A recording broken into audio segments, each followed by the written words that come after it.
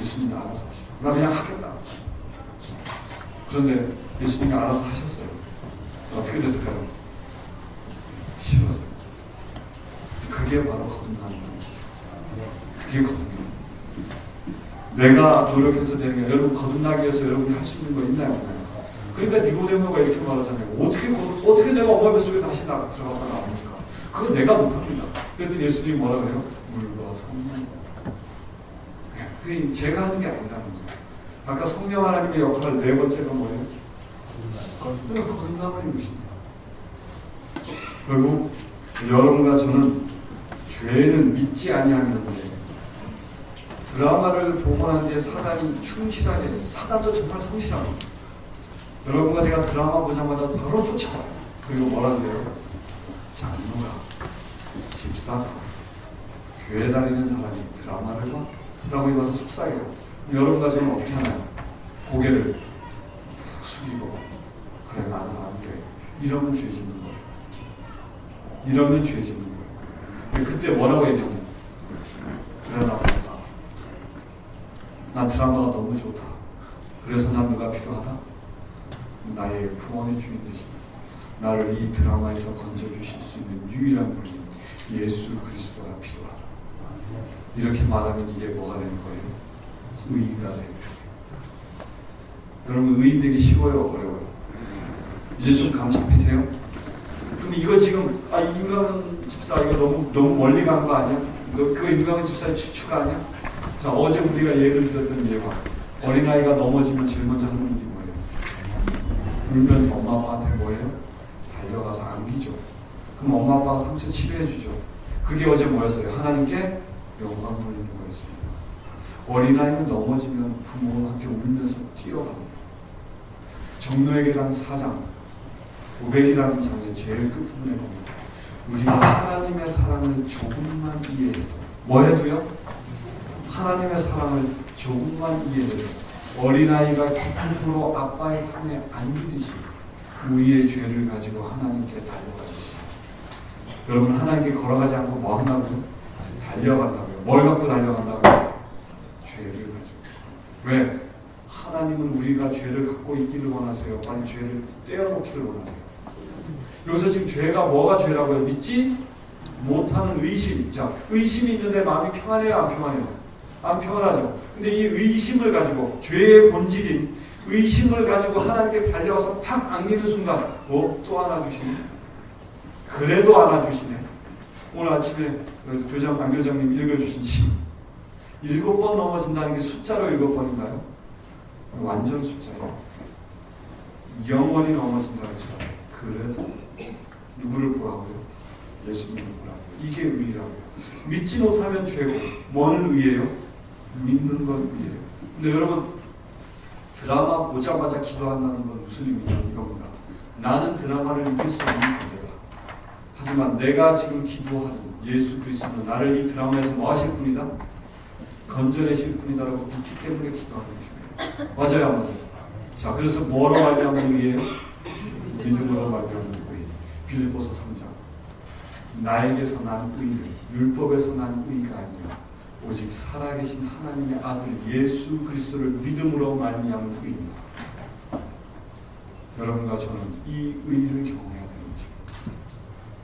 내 죄를 가지고 예수님께 나아갈 때 예수님이 주시는 평안을 많이 맛보시다 보면 그 죄가 미워지십니다. 그것이 바로 거듭남의 비결인 것입니다. 자, 근데 이 과정을 누가 이끌어 주신다고요? 성령 하나님이 이끌어 주신다. 그래서 누가복음 11장에 구하라, 찾으라, 두드리라. 무엇을? 성령 하나님. 아시겠죠? 여러분과 제가 구해야 될 건 딱 하나입니다. 뭐 구하면 돼요? 자, 성령 하나님을 마음에 모시는 기도 제가 알려드릴게요. 따라합시다. 하나님, 제 마음을 활짝 엽니다. 성령님 제 안에 들어오셔서 죄를 보여주시고 회개케 하시고 거듭나게 해주십시오. 이렇게 기도하는 것은 여러분과 저는 구원을 받을 수밖에 없습니다. 이게 구원의 조건입니다. 어렵지 않습니다. 경험해봤고요. 한 번도 아니고 여러 번 경험해봤습니다. 그런데도 저의 안에는 죄가 발바닥부터 머리끝까지 가득 차 있습니다. 근데 여러분과 저는 발바닥부터 머리끝까지 죄가 가득 차 있지만 다른 점은 하나입니다. 저는 제가 구원받았다는 사실에 흔들림이 없습니다. 왜요? 그 세 분의 의지를 느꼈기 때문에. 여러분, 이 거듭나게 하시는 성령님 경험해야겠어요? 아니겠어요? 해야 됩니다. 회개가 먼저냐 성령의 침례가 먼저냐 이걸로 싸우지 마세요. 성경을 자세히 읽어보시면 어떤 사람은 회개한 다음에 성령 받았고요, 어떤 사람은 성령 받은 다음에 회개했어요. 성경에 자세히 나옵니다, 그들의 이야기가. 근데 요번에 가정 공부도 보니까 회개를 하는 게 성령 침례의 조건이더라고 이렇게 얘기했지만 거꾸로인 경우도 성경에 있습니다. 닭이 먼저냐 달걀이 먼저냐 싸우지 마세요. 하나님의 관점에서 보면 닭이 먼저고 사람의 눈에 보기에는 달걀이 먼저예요. 뭐가 먼저든 간에 태어나면 되는 거 아니에요. 그죠? 따라서 그거는 성령 하나님께서 나를 이끄시는 대로 막 우리가 거듭남을 경험하게 되기를 바랍니다. 자, 그러면 죄는 뭐라고요? 뭐 하지 않는 것? 믿지 않는 게 죄다. 자, 여기서 나를 믿지 않는다는데 나가 누구시죠? 여기서 지금 너희가 죄에 대해서라면 너희가 나를 믿지 않냐. 여기서 나가 누구예요? 예수님. 자, 예수님의 이름의 뜻. 마태복음 읽지 않냐. 자기 백성을 죄에서 구원할 자. 자기 백성을 죄에서 구원할 자라는 것을 믿지 못하는 죄라고. 무슨 얘기냐? 어린아이가 넘어져서 무릎에 막 피가 나요. 피가 나는데 이 벽 뒤에 숨어서 피를 철철 흘리고 있어요. 지나가던 사람이 야, 너 엄마 아빠한테 왜 안 가? 엄마 아빠한테 가면 혼날 것 같아요. 그리고 계속 피 흘리고 있어요. 자, 이거보다 큰 죄가 있어요, 없어요? 지금 엄마 아빠 마음 어때요? 찢어져요. 왜? 아들이 자꾸 치료를 받아야 되는데 뭐해요? 숨어. 마음 어때요? 아파요. 이게 바로 아버지의 마음을 가장 아프게 하는 불효라고 합니다. 넘어져서 피가 나면 아버지의 마음을 평안하게 해드리려면 제일 먼저 해야 되는 일이 뭐예요? 빨리 뛰어가요. 최대한 빨리. 자, 드라마 보자마자 이제 뛰어가야겠어요? 안 뛰어가야겠어요? 뛰어가야 돼요. 영화 봤으면 뛰어가야 돼요? 안 뛰어가야 돼요? 뛰어가야 돼요. 거짓말 했으면, 자녀들한테 버럭 했으면 어떻게 해야 돼요? 바로 뛰어가야 돼요. 부부간에 서로 언짢은 말을 주고받았어요. 그럼 어떻게 해야 돼요? 바로 뛰어가야 돼요. 왜? 뛰어가는 순간 내 마음이 평안이 오고 하나님도 빨리 치료해 줄 수 있어서 뭐하니까? 평안하시니까. 여러분, 피 흘리면서 피 흘리는 모습을 아버지에게 보여줄 것만큼 불효가 어디 있습니까? 이 불효 우리 저지르면 돼요? 안 돼요? 안 돼요. 자, 그럼 왜 하나님께서 나를 믿지 아니함이 죄다라고 말씀하셨는지 아시겠죠? 제발 나를 그렇게 엄한 아버지, 무서운 아버지로 사람들이 인식하지 않도록 죄 짓자마자 바로 뭐 해라? 와라. 근데 제가 나중에 여러분들 조금 더 강조하기를 죄 지으면서 한번 기도해보세요. 그게 거듭남의 비결입니다. 죄 짓고 난 뒤에 헌신하시다가 어느 날 라면을 입에 물고 기도합니다. 라면을 입에 문 채 콧물과 눈물이 범벅이 되고 나면 그 다음부터 그 라면을 마셔보세요. 죄 짓는 도중에 하나님을 한번 찾아보세요. 이해할 수 없는 평안이 물밀듯이 밀려올 때 도저히 말로는 표현하기 안 돼요. 나 같은 존재를 포기하지 않고 끝까지 사랑하시고 죄 짓고 있는 그 가운데서도 괜찮다고 위로하시면서 소자야 안심하라. 내 죄사함은 이미 받았느니라 라고 말씀하시는 그분의 그 말할 수 없는 사랑과 평안을 여러분이 경험하시고 나면 그 죄가 싫어집니다. 이 자신의 힘을, 내가 의로워지려는 힘을 빼는 것, 이것이 인생에서 가장 힘든 일입니다. 이 일을 성령 하나님의 인도하신 가운데 경험하는 저와 여러분이 되면 감사하겠습니다. 자, 그러면 성령 하나님의 역할 첫 번째, 성경이 성령으로 쓰여졌기 때문에 우리가 성경을 이해하려면 누구의 도움이 필요하다? 성령 하나님.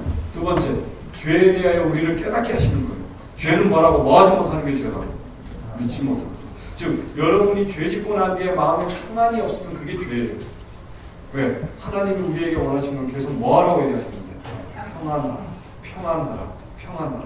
안 믿겨주시면 제가 지금 생애를 두고 나왔는데 5장, 믿음과 6장 믿음과 받으심 제일 첫 페이지에 보면 나는 예수 그리스도처럼 되고 싶다.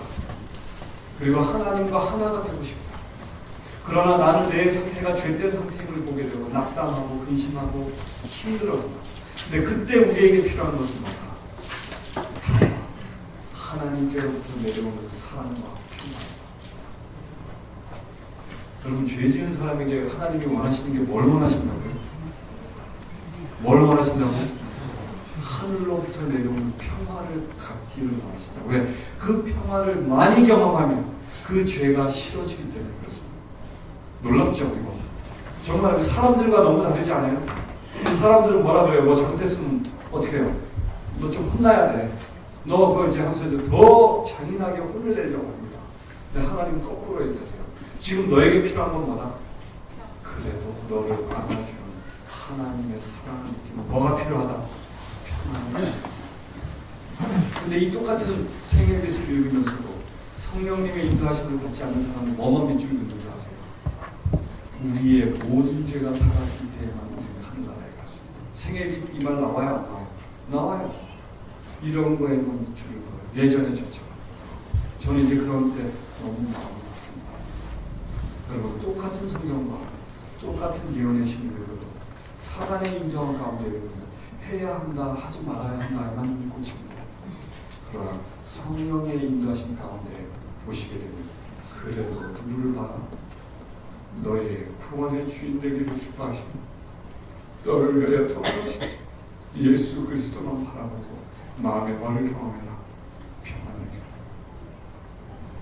매일 십자가를 바라보라는 의미는요, 십자가를 바라보고 죄책감에 들으라는 게 아니고요, 너를 구원하는 하나님의 의지와 너를 구원하는 예수 그리스도의 의지와 너를 구원하려는 성령 하나님의 의지를 보고 두려워하지 말고 네가 구원받았다는 그 믿음과 평안을 달라고 나에게 요청하라.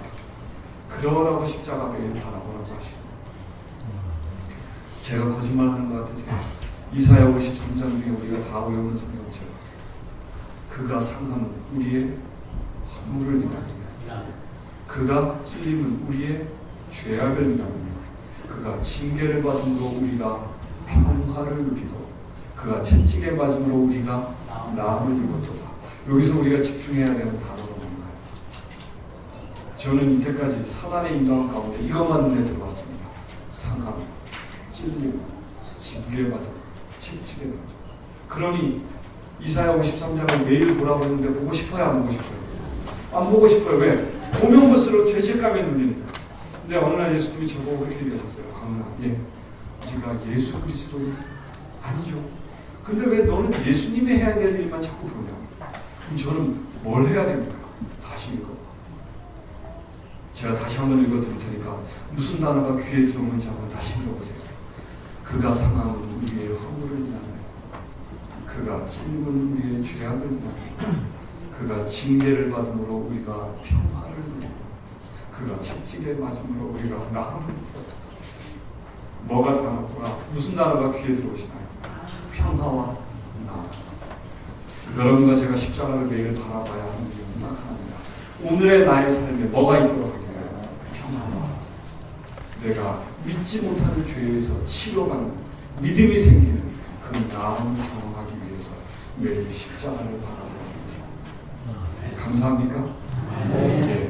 십자가에 나타난 우리를 향한 세 분 하나님의 의지를 바라보고 죄가 아무리 커 보이고 사단이 얼마나 나를 잠식하고 있다 할지라도 두려워하지 말고 그분을 바라보라. 이게 바로 믿음으로 말미암은 의의 기별의 진수입니다. 여러분, 제가 좋아하는 세계에서 말씀 중에 하나가 이 말씀입니다. 그대가 원수에게 잡혀 꼼짝 못한다 할지라도 예수 그리스도께서는 당신에게서 등을 돌리지 않으십니다. 그리고 그대를 결코 홀로 버려두지 않으십니다. 여러분과 저는 사단에게 잡혀서 꼼짝 못할지도 모릅니다. 그거에서 전혀 벗어나지 못할지도 모릅니다. 그러나 그때 우리에게 용기 주시기 위해서 예수님은 엘렌 G 화이트를 감동시키셔서 네가 원수에게 잡혀 꼼짝 못한다 할지라도 뭐 한다고요? 너에게서 등을 돌리지 않을 뿐만 아니라 결코 너를 혼자 버려두지 빠를 것이다. 여러분, 우리가 그 사랑과 그 상위의 하나님의 의지를 바라보라고 우리 복음의 십자가를 바라보라고 하십니다. 이제 더 이상 사단에게 속지 마시고 우리를 죽도록 사랑하시는 그 세 분의 하나님의 사랑과 의지를 경험케 해달라고 기도하게 되시기를 바랍니다. 아멘. 진리 가운데로 인도하신다. 요한복음 16장 13절입니다. 진리 가운데로 인도하신다는 것은 나는 길이요 진리요. 누가 말씀하신 거예요?